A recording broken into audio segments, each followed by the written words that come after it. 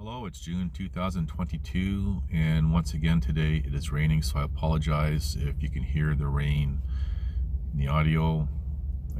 There's not much I can do about it. Now, this video is inspired by a story which included a video of, all I can describe it as, disgusting. Now, there's a theme that I've noticed over the many years, including my story. And that's how busybodies, as well as glorified busybodies, and this is not a diss to each individual in any profession, whether it be, for example, medical or other. It's just an observation with regards to busybodies overall. Now, the highlight of this story is really about the police, judicial, and political corruption in a city where this event took place, and it involves a war veteran who was brutalized by the local police.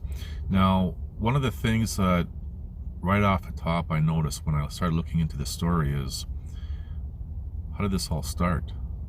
And it all began with someone calling in about a homeless man and his dog simply asking for money. And this person had called 911 and asked if it was legal.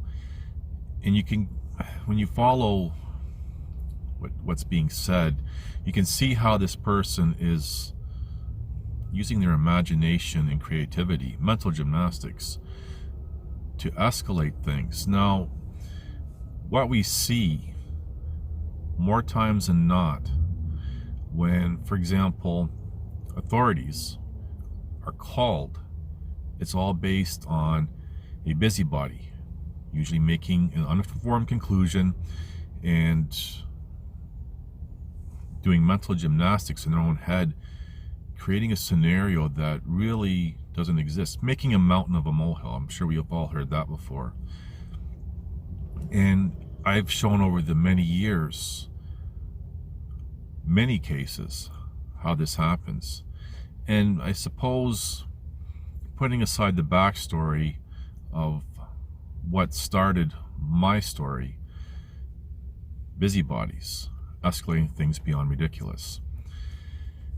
So this person had called saying that there's this homeless man and a dog who turns out to be a war veteran, and his dog is his, I forget what they're called.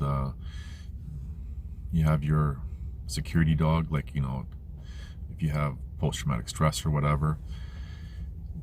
And basically this person is just minding their own business, trying to survive. Now, where things become even more crazy is what happens when the police arrive. Now, a lot of the problem is with police training, and I've done a video several years ago now called, I think it's called The Wrong People, Training the Wrong People, or something like that.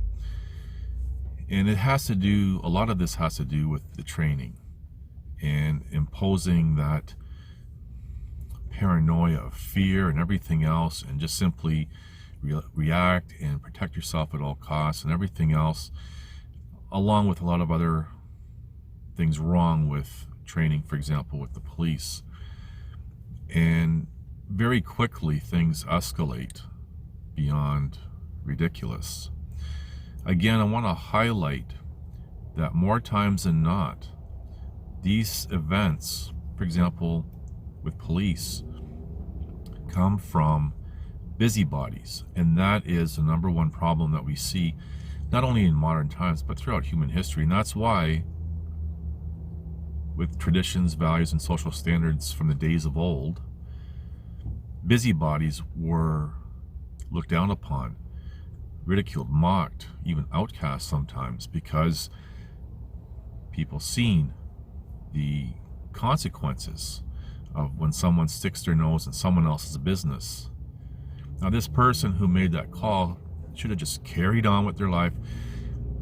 But I've also highlighted over the years what we see in this late stage of this last stage of civilization, the age of decadence, is boredom. People have way too much time to think about what other people are doing, not worrying about themselves.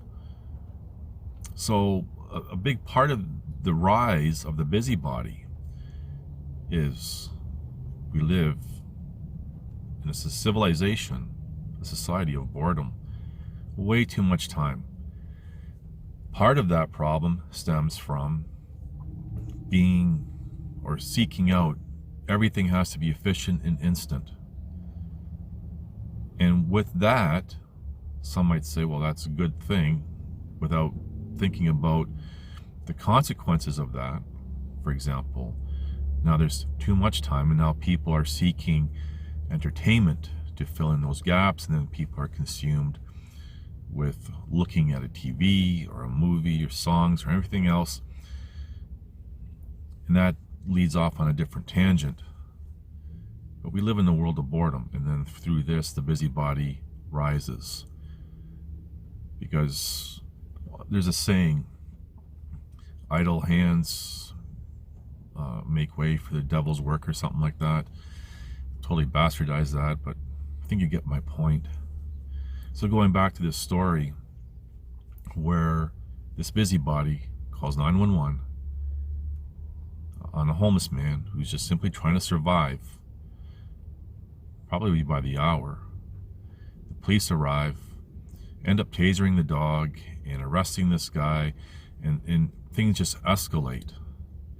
Now, a part of what also why this happens is because, for example, police do have quotas. Now, these quotas are based on, when they look at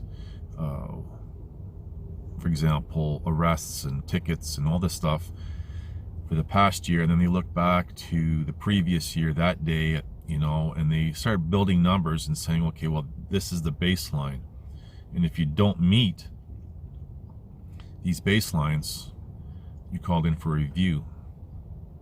Plus, it's really a make work program, because now we're getting into micromanaging laws and cherry picking through, for example, discretion, when so-called laws are being imposed on an individual or even a group. And Michael Wood Jr. said it the best, that laws are just made there for when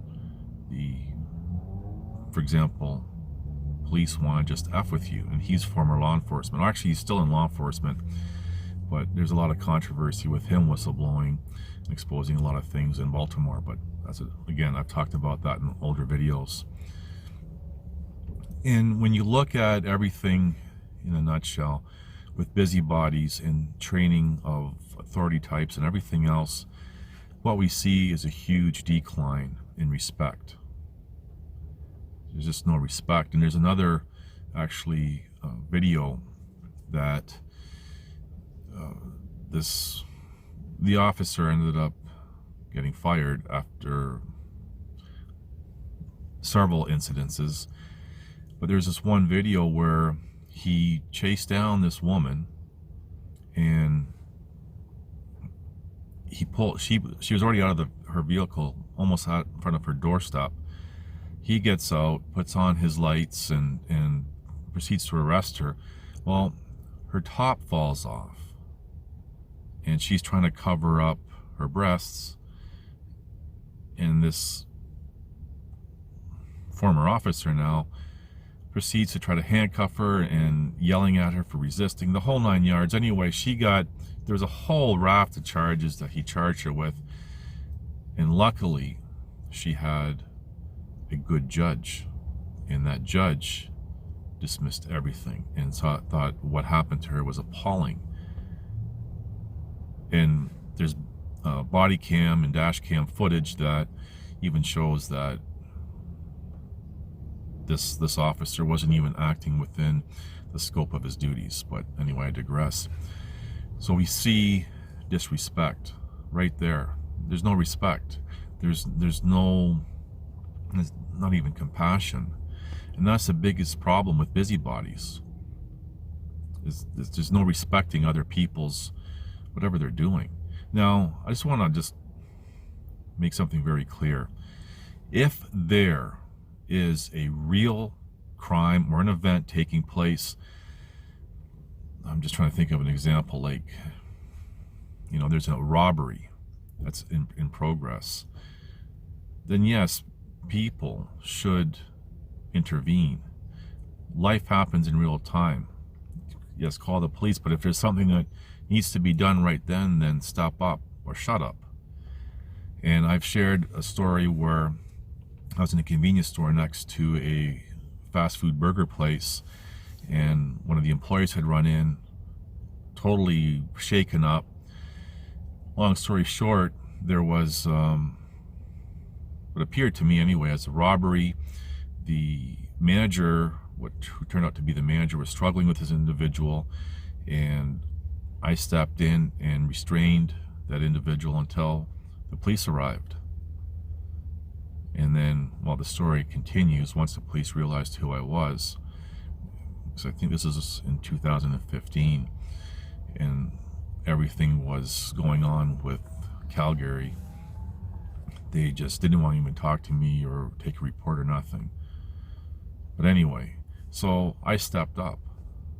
So there's a difference between, okay, there's something going on, and there's absolutely no question, to, well, I don't know what's really going, then just shut up. Busybodies are the biggest problem in today's world. And then calling people who are trained to escalate things from 0 to 90 on a dime. And then you have a lot of those people who shouldn't be in those positions. It's a perfect cocktail for disaster, and this is what we see all the time. And this is what we see in my case. Again, putting aside how everything began with the sex trafficking and everything else, and my trying to, hey, this is what's going on here. Did 2 former officers who did what they did to me, and here I am today, and I'm living in the aftermath. And it's very difficult for me not to think about it, because I cannot obtain employment reflecting my education or career history, and chances are I'll never will be able to do most of those, any of those works again. Not only did I practice law as agent, I also was a supply teacher for public schools, so that's gone. That was my backup. That's always been my backup. And to working in the mental health industry, which was my career after law. Everything that I worked hard for is gone. And being in my mid-50s now makes it even more difficult, compounded by the injuries I sustained, plus other health issues. And these injuries that I sustained getting worse. And I mentioned in a recent video how the swelling, most of the swelling was in my right arm, wrist, and forearm, and hand, and how that swelling, I watched it move up my arm. And because the 2 former officers put me on some sort of Alberta Health Services database to watch out for me, to keep me away from speaking with the female, that nobody cared after that. Treated me like shit, and I talk about all that in other videos, even recent ones. And that swelling went up my arm and into my body, and now, over the years, more and more now, I'm having circulation issues, primarily in my right leg and my left foot. My right foot swelling up more than my left, but because I had swelling in both arms because of the injuries, etc. And the whole chain of reaction of events in my own personal life, not only physically, mentally, with the post-traumatic stress, which is getting worse as I'm living under these conditions, impacting my social life, losing a lot of friends that I had who were either police, retired, practicing law, politics, losing all of them when this all began, putting strain on the friends that have stuck by me over all these years, putting strain on the system every time I reach out to different government agencies or whomever, even private agencies, putting a strain on them. Injustice has this type of impact. But when we go all the way back to those two former officers being glorified busybodies, taking the law into their own hands, messing things up, going all the way back, the busybody is the problem and no respect. Anyway, just wanted to give you some things to think about. Thank you for watching. Please like, subscribe, comment, and share.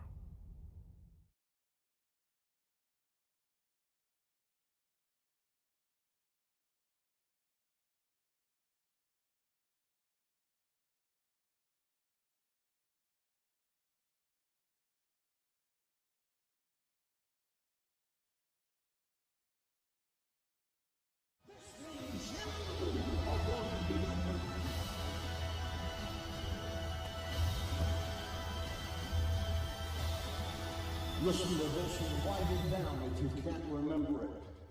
You're never going to outgrow warfare. You simply must learn to fight. I hear people saying to me, oh, when is it going to get easier? When we die.